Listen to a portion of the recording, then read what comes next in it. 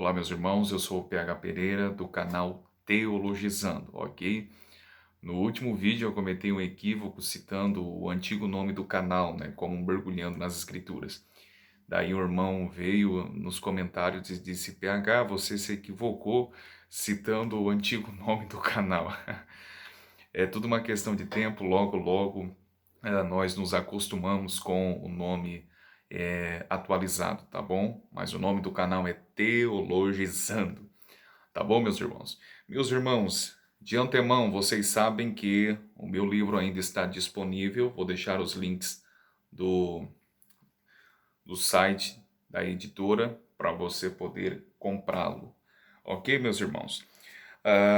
Eu acredito que esse tema é bem interessante quando nós estamos diante de assuntos, principalmente ligados à escatologia. Vocês sabem que acabamos de gravar uma série de vídeos, foram mais de 2 horas de vídeos acerca de uma exposição de Mateus 24, e alguns irmãos já me questionaram, e é claro, eu devo responder a esses irmãos, a esse pedido, né? Alguns irmãos também me chamaram no Menser acerca da figura misteriosa do anticristo, né? Se o anticristo de fato é um líder político universal, futuro, né?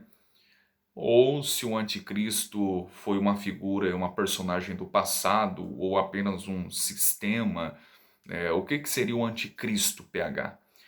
Meus irmãos, nós devemos atentar que a ideia de um anticristo, de um líder político universal, né, governando o mundo futuramente, não é uma ideia que se harmoniza com a minha posição. Que fique claro isso. Portanto, não espere que eu vou defender aqui que um líder político universal vá governar o mundo futuramente, logo após o arrebatamento da igreja. Se vocês esperam esse tipo de defesa, eu vou lhe desapontar, porque eu não defendo isso, ok? Eu defendo uma parte da escatologia chamada de preterismo parcial e também defendo o amilenismo, ok? Quem defende essa ideia de um anticristo futuro, universal, né, um líder político que vai promulgar uma aparente paz, depois vai se revelar como o próprio diabo, quem defende isso são os teólogos futuristas. É uma ideia e uma visão provenientes de filmes da série Deixados para Trás, de Um Ladrão na Noite, A Agonia do Planeta, não é? Esses filmes que começaram a ser lançados ali por volta da década de 80 e 90, tá bom? Onde o assunto da escatologia estava muito quente. Mas eu não vou defender isso. O anticristo, alguns tentam, e eu creio que eu vou dividir este vídeo em 3 partes, ok? Portanto, fique na espera, eu estarei postando na terça-feira, na quinta e no sábado, tá bom? E eu vou discorrer sobre eu vou discorrer sobre o mesmo assunto, tá? Mas sob 3 textos bíblicos para entendermos, tá bom? Quando falamos sobre anticristo, automaticamente a nossa memória vem em 3 textos bíblicos: na primeira e na segunda carta de João, na segunda carta de Paulo aos Tessalonicenses 2 e no livro do Apocalipse 13, da besta que emerge do mar, né? Também há uma besta que emerge da terra, enfim. Eu vou comentar todos esses textos. O ponto curioso é que a palavra anticristo aparece apenas na primeira e na segunda carta de João, ok? Não existe menção de anticristo na segunda carta aos Tessalonicenses 2, muito menos longe de tudo isso em Apocalipse 13. Esqueça. Não adianta forçar o texto e dizer que, olha, a besta de Apocalipse 13 é o anticristo.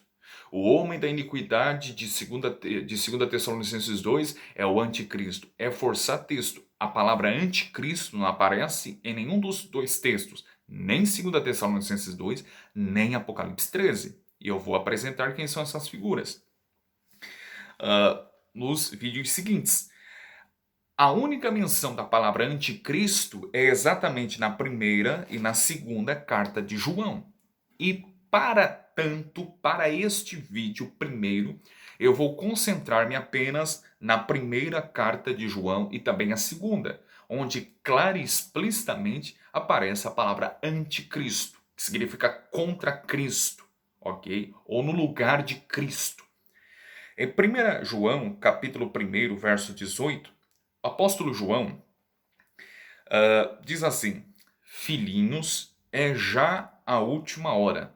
Note que João tem em mente os seus destinatários originais, que era a igreja que ele estava enviando a carta. Logo quando os primeiros ouvintes pegaram a carta de João e a leram, é evidente e obviamente que era para eles entender essa expressão é já a última hora, como que uma expressão que não se cumpriria 2000 anos depois. Né? Os pregadores futuristas dizem assim: olha, nós estamos na última hora da igreja. Nós estamos nos últimos tempos. Jesus está às portas, não é? Com certeza você já ouviu alguém falar. Não. Essa expressão não se harmoniza com o nosso contexto. Essa expressão se harmoniza com o contexto do século I. Observe que quando os leitores originais de João pegaram a carta ou as cartas dele, era para eles ler o texto e não entender como que algo que haveria de acontecer no futuro. Quando ele disse, é já a última hora, eles entenderam. Nós estamos inseridos nesse contexto de última hora. Ponto final.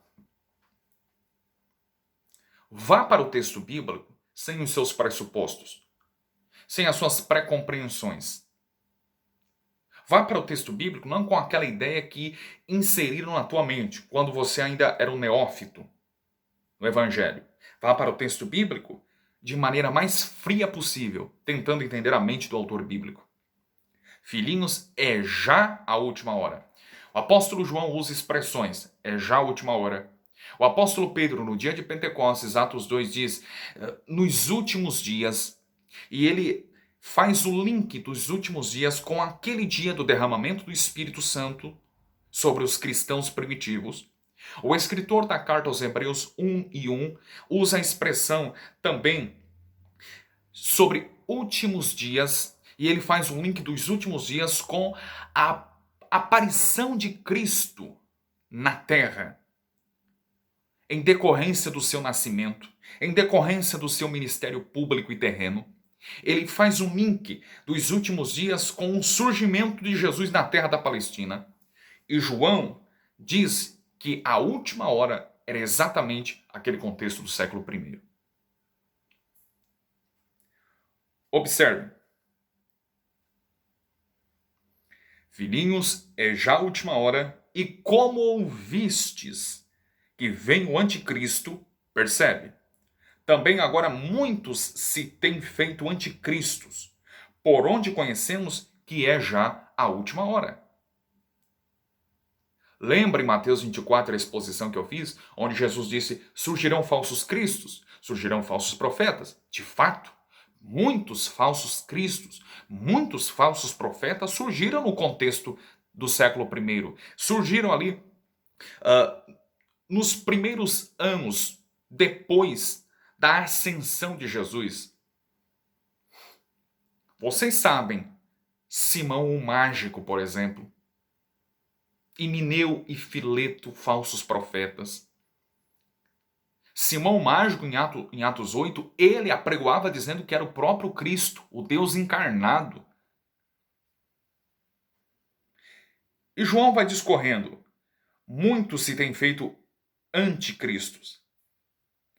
Observe, meus irmãos, que nós devemos entender o que significa anticristo na linguagem joanina. Observe também o capítulo 1, versos 1 e 2.